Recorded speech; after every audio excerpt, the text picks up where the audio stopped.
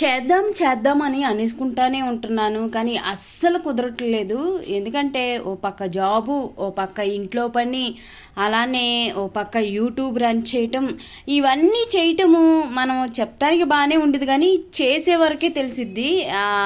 అంటే ఆ టైం లేక హడావుడిగా, ఇంకా ప్రైవేట్ జాబులు అంటేనే హడావుడిగా సర్దుకోవటము, అన్నీ కడుక్కొని వెళ్ళిపోయి అక్కడ మళ్ళీ మనం ఏమన్నా బాగోలేదన్నా, మనకేమన్నా ఇంటి దగ్గర వర్క్ లోడ్ అయిందన్నా ఎవ్వరూ వినరు.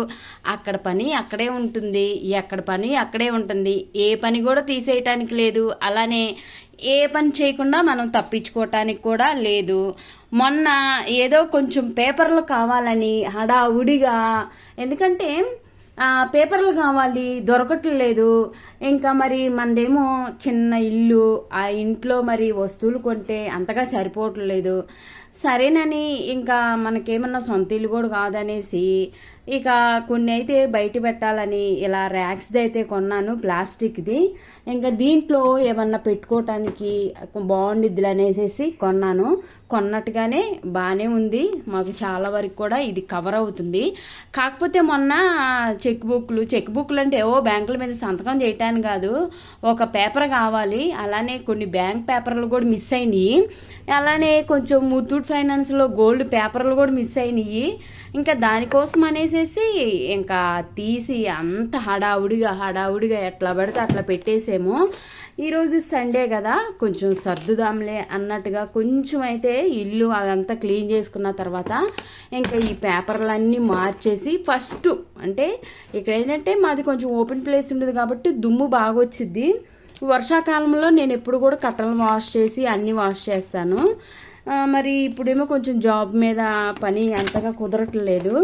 ఆదివారం కొంచెం ఖాళీ ఉంది అంటే మిగతా పనుల్ని కొంచెం పెండింగ్లో పెట్టేసి ఈ పని అయితే చేసేద్దామనేసి ఈ పనికైతే ముందు వచ్చాను. ఇది వచ్చేసి 4 ర్యాకులు. ఈ ఫస్ట్ ర్యాక్నైతే పేపర్ కూడా ఒక్కసారి తీసాం కదా, అన్నీ నీట్గా పెట్టేస్తాను, పేపర్ కూడా మార్చేస్తాను. ఈ పేపర్ పక్కన పెట్టేసేద్దాము. ఉపయోగం లేని అన్నీ ఉంటాయండి, అప్పుడప్పుడు ఎదిగితే అవసరమైనవి కనిపించవు. ఏంటో అంత దుమ్ము ధూళి ఒక్కోసారి చాలా బాధగా ఉండిద్ది.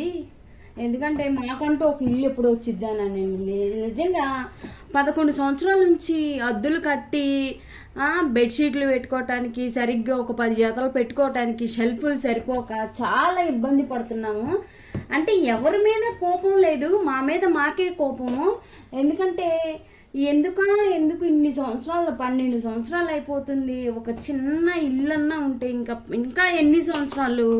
మేము చేసిన కష్టం మొత్తం అద్దులు కట్టడానికి, కరెంటు బిల్లు కట్టడానికి కాదు, చెత్తోడు కీయటానికి, పాలోడు కీయటానికి సరిపోతుంది. ఇవంటే నార్మల్గా ఉన్నవే, కానీ ఎందుకు దేవుడు కష్టాలు పెట్టే వాళ్ళకే పెడతాడు అని అనిపిస్తూ ఉండిద్ది. ఎందుకంటే ఒక్క చిన్న ఇల్లు ఉంటే ఇంకా ఉన్న సగం జీవితం కూడా దాంట్లో గడిపేసి ఇప్పుడు 50 సంవత్సరాలు రాకముందే షుగర్లు, బీపీలు, థైరాయిడ్లు, ఒబిసిటీలు అన్నీ వచ్చేస్తున్నాయి. అలానే అన్ని రోగాలు వస్తున్నాయి. ఇప్పుడు 50 సంవత్సరాలు బ్రతికినా కానీ గగనమేనే అనిపిస్తుంది. ఏంటో ఈ బాధలు, ఈ కష్టాలు. సరిగ్గా ఒక వస్తువు కొనటానికి లేదు, కొన్న వస్తువులు పాడైపోతాయని, వస్తువులు కొంటే ప్లేస్ సరిపోవట్లేదని, ఏందో ఈ కష్టాలన్నీ ఈ రెంట్లు కట్టే వాళ్ళకే తెలిసిద్దబ్బా. నిజంగా బాధ్యత గల వాళ్ళు బాధ్యతగానే ఆలోచిస్తారు. ఎందుకంటే ఇంటికి గల మగవారు కొందరు మంచిగా ఇల్లు ఏంటి, ఫ్యూచర్ ఏంటి, ఫ్యూచర్లో భవిష్యత్తు ఏంటి, మనకి ఇల్లు లేకపోతే ఎలా ఉండిద్ది అనేది కొంతమంది మంచిగా ఆలోచిస్తారండి.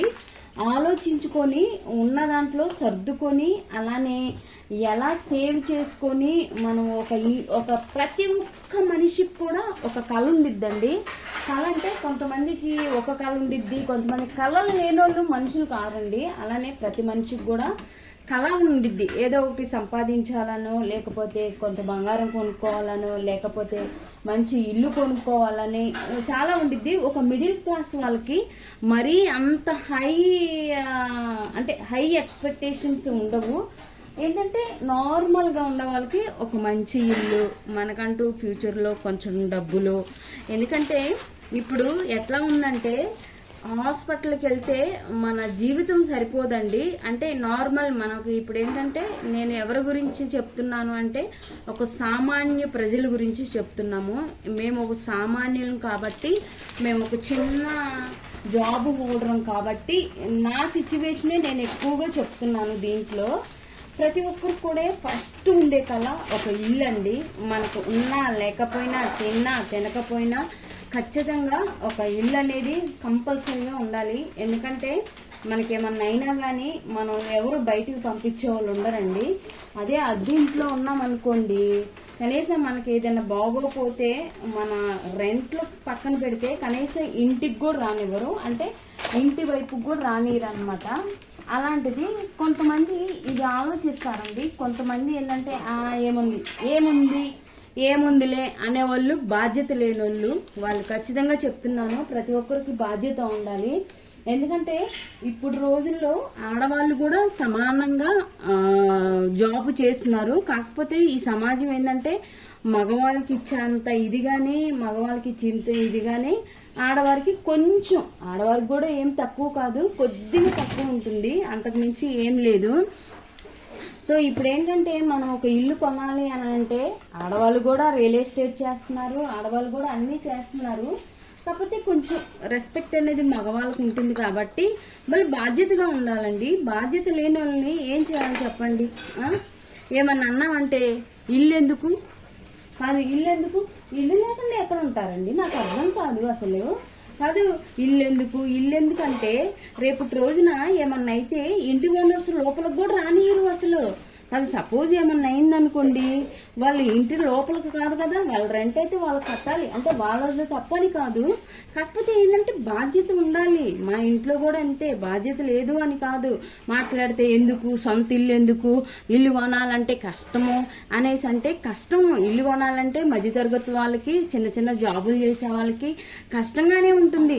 అలా అని ఇప్పుడు 11 సంవత్సరాలు మంత్లీ వచ్చేసి 10,000 దాకా కరెంటు బిల్లు కానీ, పాల బిల్లు కానీ, ఈ 10,000 ఇంకో 2,000 3,000 కట్టి ఒక చిన్న డబుల్ బెడ్రూమ్ తీసుకుంటే అదే ఇప్పుడు 12 సంవత్సరాల నుంచి కడుతున్నాము. ఇంకొక 5-6 సంవత్సరాలు అయితే మనకి ఇల్లు సొంతమైద్ది, మనకంటూ ఒక కళ అనేది నెరవేరుతుంది.